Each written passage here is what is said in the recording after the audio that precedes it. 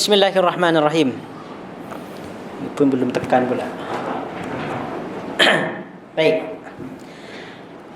Berkaitan dengan amalan-amalan sunnah yang ditinggalkan oleh kaum muslimin, pada kesempatan kali ini ialah sunnah berkaitan dengan bacaan salat. Sebelumnya kita telah belajar tentang sunnah-sunnah yang ditinggalkan berkaitan dengan bacaan salat maghrib. Bahwasanya baginda Nabi salat subuh. Bahwasanya baginda Nabi sallallahu alaihi wasallam, surah yang dibaca pada solat subuh ialah 60 sampai 100 ayat. Selain daripada itu, baginda Nabi sallallahu alaihi wasallam membaca surah Qaf, kemudiannya lagi membaca surah At-Takwir, idza syamsu kuwirat. Kemudiannya lagi baginda Nabi sallallahu alaihi wasallam membaca surah-surah yang lain juga. Dan surah-surah yang lain yang dimaksud adalah surah Al-Mufassal, iaitu surah-surah pendek yang banyak dipisah dengan bismillah. Baik. Di antaranya lagi bacaan yang dibaca oleh baginda Nabi sallallahu alaihi wasallam pada solat maghrib. Tengok ni. Apa bacaan baginda Nabi sallallahu alaihi wasallam pada solat maghrib? Boleh kita tiru, boleh kita contoh bacaan ini.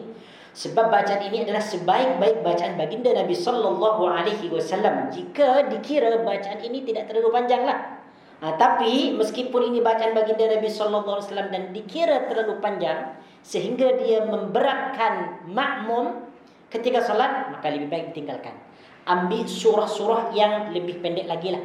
Sesuaikan juga dengan keadaan makmum. Takut nanti makmum hati dia gaduh ke apa ke, takut betis dia macam terasa bengkak ke macam itulah. Jadi kena sesuaikan jugalah. Sebab kita nak jaga solat jemaah. Okey. Di antara bacaan baginda Nabi sallallahu alaihi wasallam pada solat maghrib sebagaimana diriwayatkan oleh Abdullah ibn Abbas. Siapa Abdullah ibn Abbas? Sepupu kepada baginda Nabi sallallahu alaihi wasallam, anak kepada Al-Abbas. Baik. Kata Ibnu Abbas radhiyallahu anhuma, inna ummal fadli sami'athu wa huwa yaqra'u wal mursalati 'urfa. Faqalat ya bunay wallahi laqad dhakkartani bi qira'atika hadhihi surah. Innaha la akhiru ma sami'tu min Rasulillah sallallahu alaihi wasallam yaqra'u biha fil maghrib. Maksud dia, Ummul Fadl mendengar Ibnu Abbas membaca surah Al-Mursalat, wal mursalati 'urfan fal 'asifati 'asfan. Kalau tak silap. Ada berapa ayat? Ada berapa? Hanif masih ingat ada berapa pages kira-kira tu? 1,5 kan? Lebih kurang 1,5. Tapi ini tak panjang sangatlah, tak panjang dia. InsyaAllah kita boleh baca ni, wal mursalati 'urfa. Kalau kita hafal lah. Kalau tak hafal jangan apa istilah dia? Jangan cuba-cubalah. Ambil saja yang ayat yang sekiranya dia confident baca lah. Sebab mursalati 'urfa ni dia macam ayat dia bukan susah. Cuma dia mesti orang yang baca wal mursalati 'urfa ni mesti orang yang fasih. Kalau tak fasih nanti dia ayatnya tertukar. Ayatnya dia pendek lagi, tak semudah dengan ayat yang lain. Macam tu. Jadi baginda Nabi sallallahu alaihi wasallam ni, kata Ummul Fadl mendengar Ibnu Abbas membaca surah Al-Mursalat. Lalu dia berkata, wahai anakku, kata Ummul Fadl, wahai anakku, demi Allah, dia bersumpah untuk menunjukkan penegasan daripada perkataannya. Wahai anakku, demi Allah, bacaan surahmu ni Al-Mursalat yang kau baca ni telah mengingatkanku akan sesungguhnya surah itu adalah surah terakhir yang ku dengar daripada baginda Nabi sallallahu alaihi wasallam, iaitu baginda membacanya pada salat maghrib. Bagi baginda Nabi sallallahu alaihi wasallam, surah Mufassal ni dia tak panjang sangat. Dia pendek. Tapi bagi kita surah Mufassal ni ada yang panjang, ada yang pendek. Sehingga apabila seseorang imam dia membaca surah Al-Mufassal yang agak panjang, mungkin dia akan komplain. beritahu kepada imam, bacaan dia terlalu panjang. Mungkin akan seperti itu. Okey. Ibnu Hajar rahimahullahu taala menyebutkan di dalam Fathul Bari. Apa kata Ibnu Hajar ni? Dalam kitabnya Fathul Bari. Hadis Ummu Fadl ini memberikan isyarat, menunjukkan bahawa saat baginda Nabi sehat, baginda membaca surah yang lebih panjang daripada Al-Mursalat. Masya-Allah, tabarakallah. Ketika baginda Nabi sehat ni, bacaan dalam solat Maghrib itu justru lebih panjang daripada Al-Mursalat. Yang dibaca baginda ni, Al-Mursalat ni, yang dibaca baginda ialah ketika baginda Nabi tidak sehat lagi. Baca Al-Mursalat itu baginda ketika tidak sehat. Kita, imam-imam kita ketika sehat baca Al-Ikhlas, Qul huwallahu ahad. Padahal dia sehat. Makmum-makmum pun sehat, orang muda-muda. Tak tua sangat, masih muda lagi. Cuma mereka ni la haula wala quwata illa billah. Ya, nak cepat-cepat selesai daripada solatnya. Padahal mereka itu sedang berhubung dengan Allah Subhanahu wa taala, berkontak langsung dengan Allah Subhanahu wa taala. Kerana sedang sakit sangat, sakit keras, baginda membaca surah yang lebih pendek, iaitu Al-Mursalat, untuk meringankan baginda.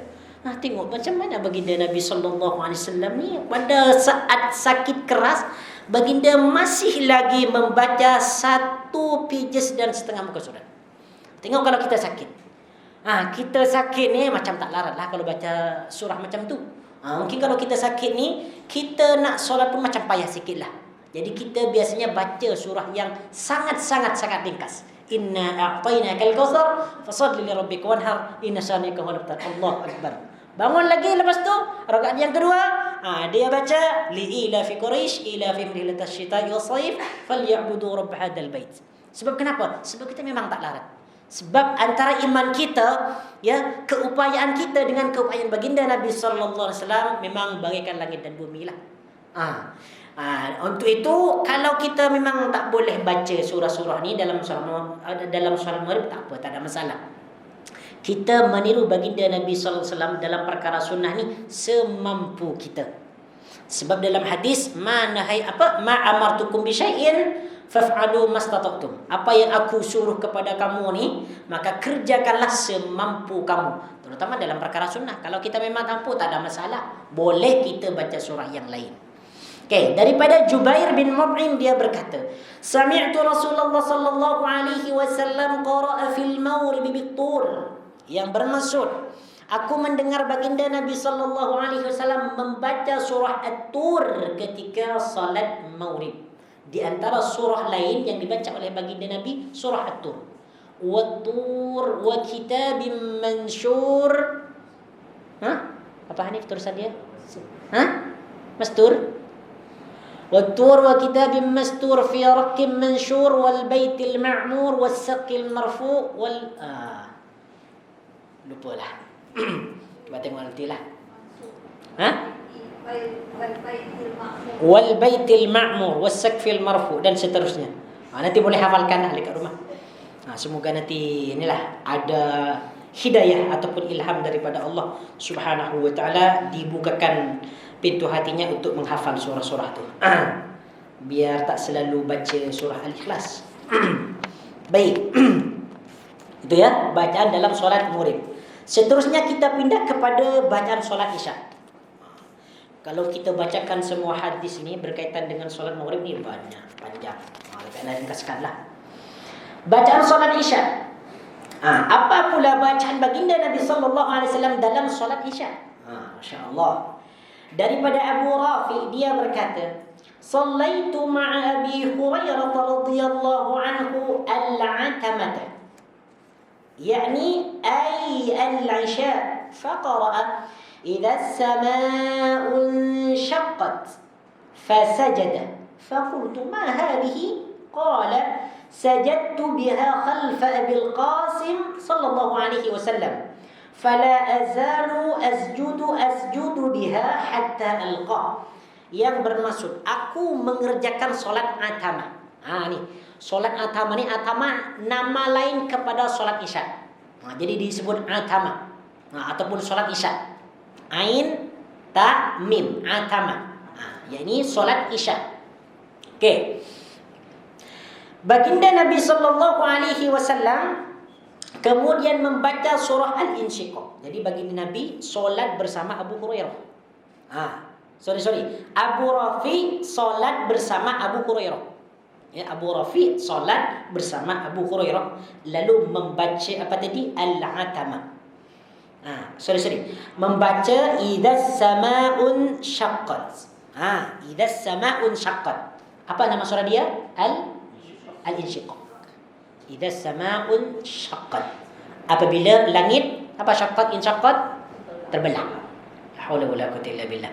Ini salah satu surah yang disebutkan dalam hadis baginda Nabi, salah satu surah yang membuat rambut baginda Nabi sallallahu alaihi wasallam beruban.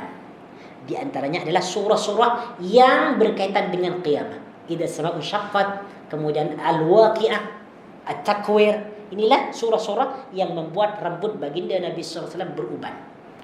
Berapa jumlah uban baginda Nabi sallallahu alaihi wasallam? 7 helai ke 20? 14? Kebiasaan satu. Yang ada uban yang ada kat sini tu. Memang banyaklah. Di Turki pun ada, di sini pun macam ada kalau tak silap. Dekat Indonesia pun dia rambutnya juga ada kat sana. Macam-macam lah. Tak tahu dia dapat dari mana rambut tu tak pastilah.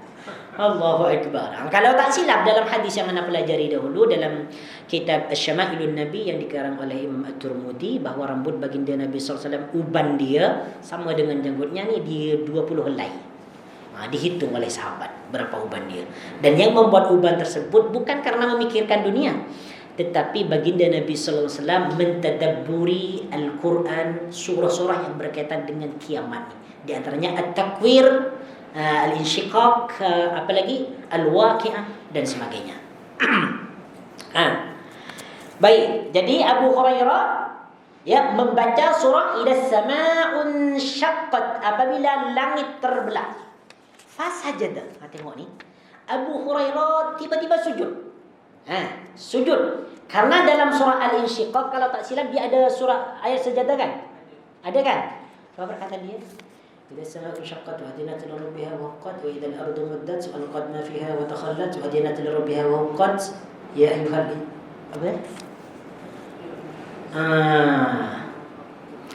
coba boleh cari sendirilah. Anda pun sekarang tengah lupa ni. Ya ayyuhal insanu ma gharraka bi rabb. Innaka kadihun ila rabbika kadhan famulaki. Fa amma man uti kitabahu bi yaminihi fasawfa yuhasabu hisaban yasira. Lepas tu, wa yanqalibu ila ahlihi masrura, wa amma man utiya kitabahu wara'a dhahri fasawfa yad'u subura wa yasla sa'ira innahu kana fi ahlihi masrura. Mana ayat sejadahnya?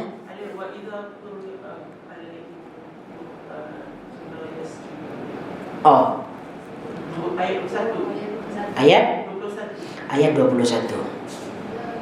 Ayat 21 Al-Insyiqaq. Ini dia 21. Ini betul ni. Wa idza quri'a 'alaihimul qur'anu la yasjudun. Tengok ni. Abu Hurairah sampai pada ayat ini dia sujud. Dan dalam solat ya. Ini dalam solat, bukan di luar solat. Tengok di sini. Idzas sama'un syaqqat fasajada. Abu Hurairah baca surah Al-Insyiqaq lalu dia sujud. Fakultu, aku bertanya. Ni kata Abu Rafi. Fakultu, aku bertanya, ma hadi? Ni apa ni? Kenapa kau buat sujud macam ni dalam solat lagi? Kata Abu Rafi, dia terkejut. Qala, Abu Hurairah jawab, sajadtu biha khalfa Abil Qasim sallallahu alaihi wasallam. Aku bersujud setelah bacaan surah tersebut ketika menjadi makmum di belakang Rasulullah sallallahu alaihi wasallam. Aku ni pernah sujud sewaktu aku solat baginda Nabi sallallahu alaihi wasallam dan baginda membaca surah tersebut. Lepas tu fala azalu asjudu biha hatta alqah, maka aku sentiasa mengamalkannya sampai meninggal dunia. Jadi apabila Abu Hurairah ni membaca surah ini dalam solat isyaknya, dia sentiasa melakukan sujud. Bukan hanya kita melakukan sujud apabila kita menjadi makmum di waktu solat subuh Jumaat. Yang kita ketahui di masjid-masjid itu, imam dan makmum mereka biasanya sujud apabila mereka membaca surah sajadah, ya kan? Sebab dalam surah sajadah itu ada ayat sajadah. Bukan cuma surah sajadah saja, tetapi surah Al-Insyiqaq pun kita dianjurkan untuk melakukan sujud karena di dalamnya ada perkataan sajadah, ada ayat sajadah. Boleh kita amalkan. Tapi kalau kita amalkan ni jadi makmum, jadi contohlah kita jadi imam lah dekat Masjid Surau. Kalau kita amalkan ni dalam solat Maghrib, macam kita nampak asing lah. Kan? Kenapa imam ni baca ni? Kenapa imam ni sujud? Biasanya dalam subuh Jumaat je yang kita sujud, mesti akan tertanya-tanya seperti itu. Kena bagi penjelasan lah kepada mereka ni, kalau nak amalkan ni. Sebab bukan semua orang tu faham. Kebanyakan daripada mereka tidak faham.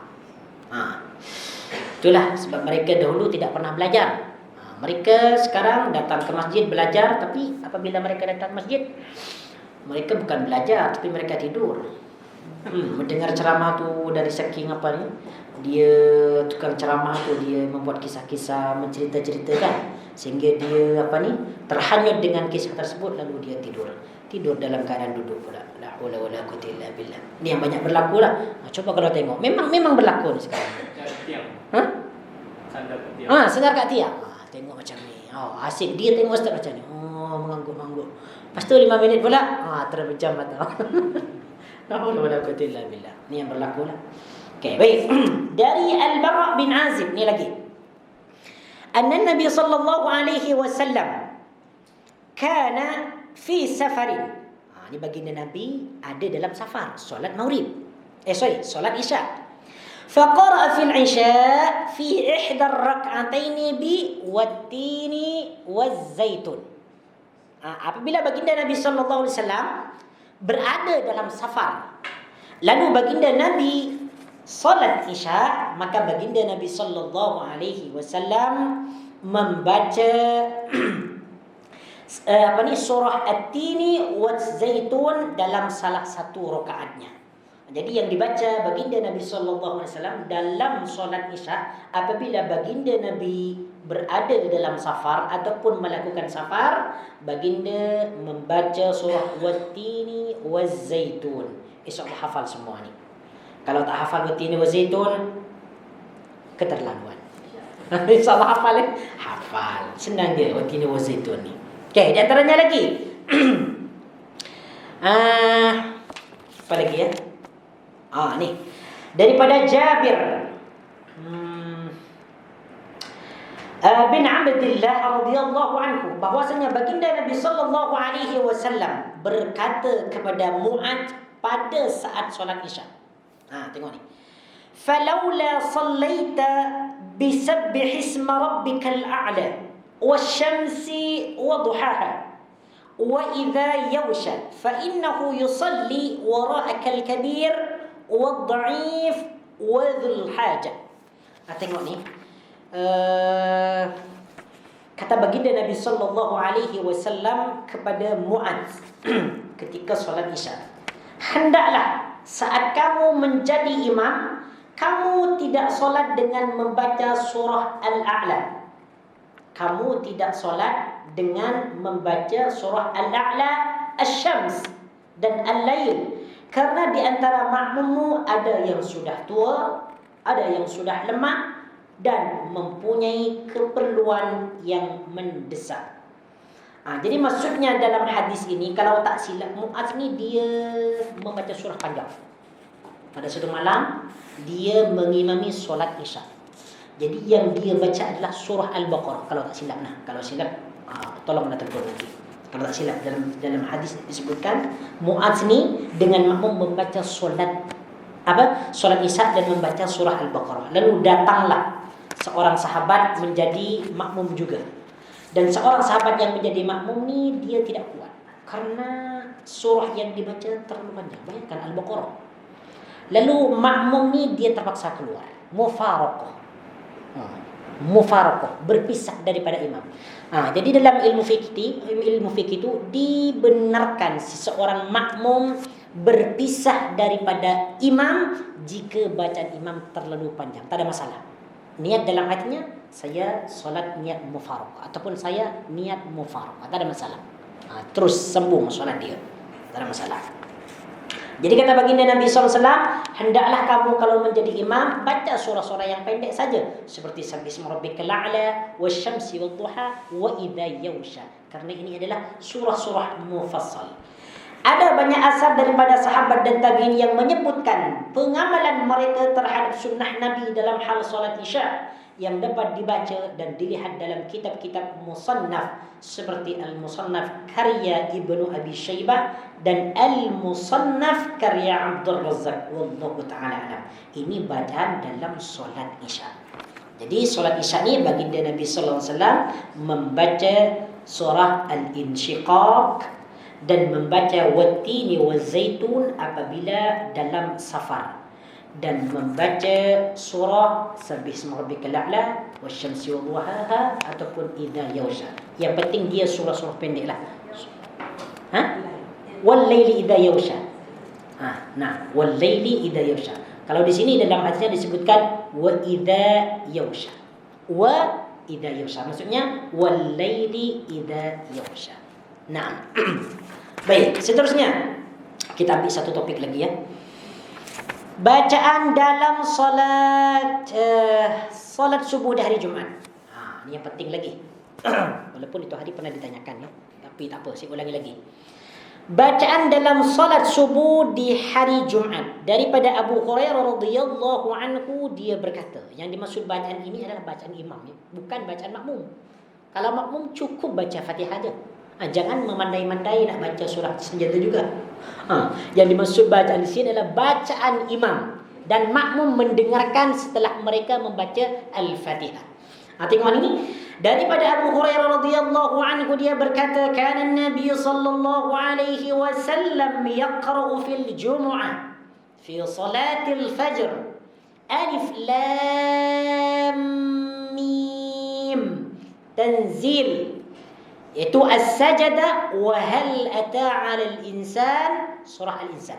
Yang bermaksud Nabi sallallahu alaihi wasallam membaca surah as-sajdah dan al-insan dalam solat subuh pada hari Jumaat. Ini insya-Allah kita tahu sama bersamalah, sebab yang biasa kita amalkan dalam solat dalam solat subuh di hari Jumaat, biasanya kebanyakannya memang dekat sini ni, di dekat Malaysia ni, biasanya dia akan membaca surah Sajadah pada rakaat yang pertama dan surah Al-Insan pada rakaat yang kedua. Kalau mereka tak hafal, biasanya mereka akan menyediakan tu mushaf besar tu, yang yang diletakkan di hadapan mereka, tak ada masalah. Yang digantung dengan dinding. Banyak kita jumpa dalam surah-surah. Tak ada masalah, boleh je. Itulah kalau tak hafal lah. Kalau hafal, sebenarnya hafal ni lagi bagus. Sebab orang yang hafal ni dia lebih fokus, lebih konsentrate. Jadi antara hati dengan bacaan tu dia menyatu. Kalau dia baca Al-Quran, dia macam membaca enteng. Sebab dia tidak memikirkan ayat lagi. Dia cuma baca, dia baca. Kalau dia ada hafalan, dia lebih khusyuk. Sebab dia memikirkan dalam hati, apa yang saya akan baca ayat seterusnya ni. Diingat.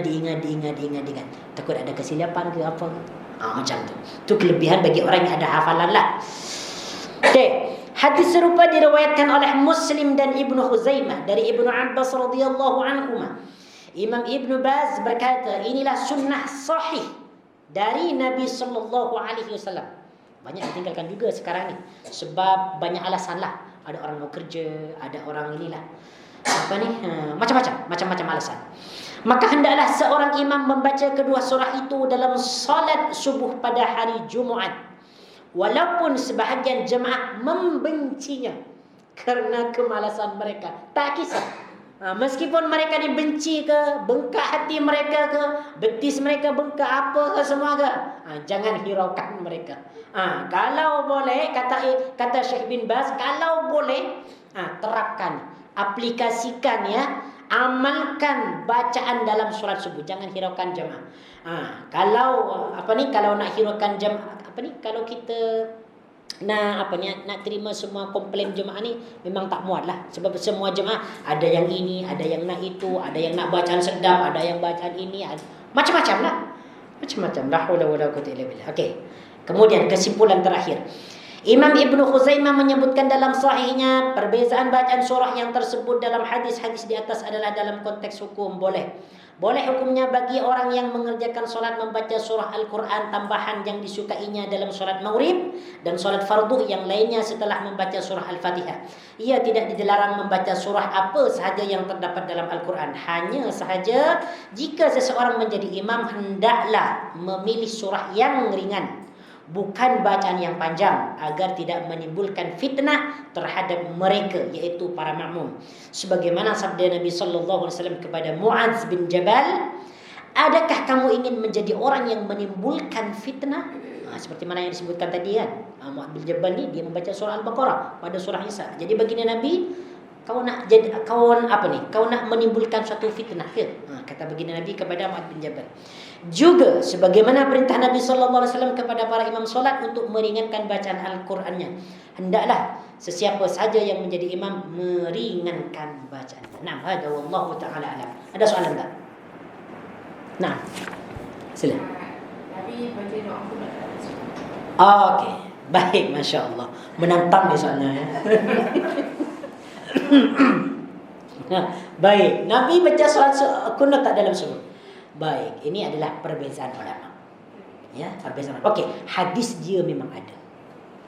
Nabi sallallahu alaihi wasallam yang membaca kunut dalam subuh tu, kata Imam Nawawi, lagi sahih. Ini kata Imam Nawawi. Ini pendapat Imam Syafi'i lah. Yang membaca kunut dalam solat subuh. Jadi hadisnya dia kuat, kata Imam Nawawi. Kata Imam Nawawi. Hadis yang menjelaskan tentang kunut dalam solat subuh itu hadisnya lagi kuat, lagi sahih daripada hadis yang mentiadakan kunut pada solat subuh.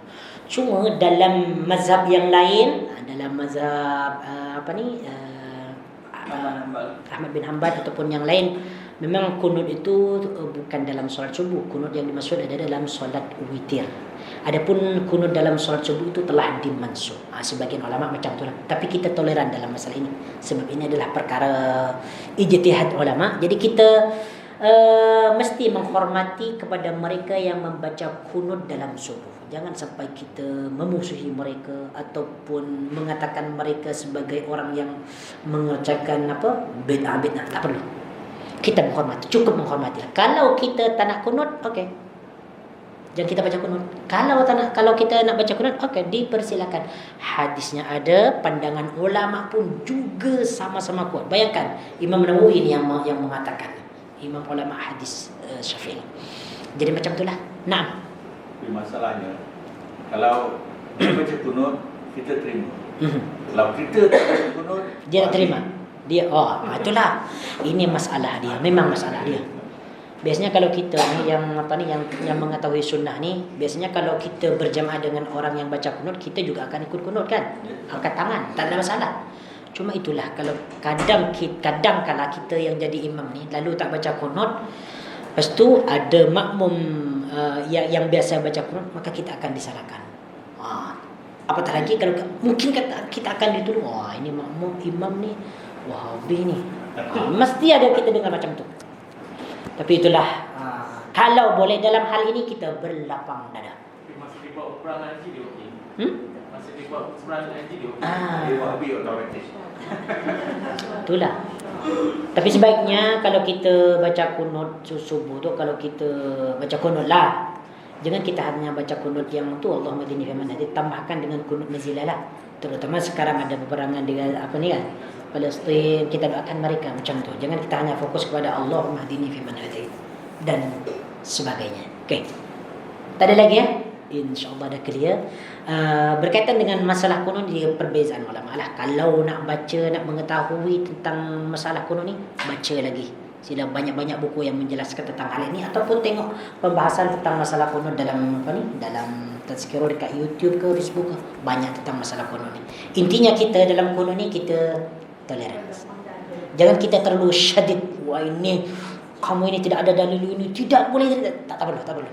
Kita hormati saja. Nak kunut, monggo. Kata orang Jawa, monggo sila. Tak nak kunut, okey. Jadi sama-sama kita terima. Naam, hadza wallahu taala alam. Semoga apa yang kita pelajari pada petang ini memberikan manfaat kepada kita. Kita berdoa kepada Allah Subhanahu wa taala semoga kita mendapatkan keampunan dan keridaan Allah Subhanahu wa taala. Semoga kita nanti dipertemukan dengan malam al-qadar. Subhanakallahumma wa bihamdika asyhadu an la ilaha illa anta astaghfiruka wa atubu ilaik.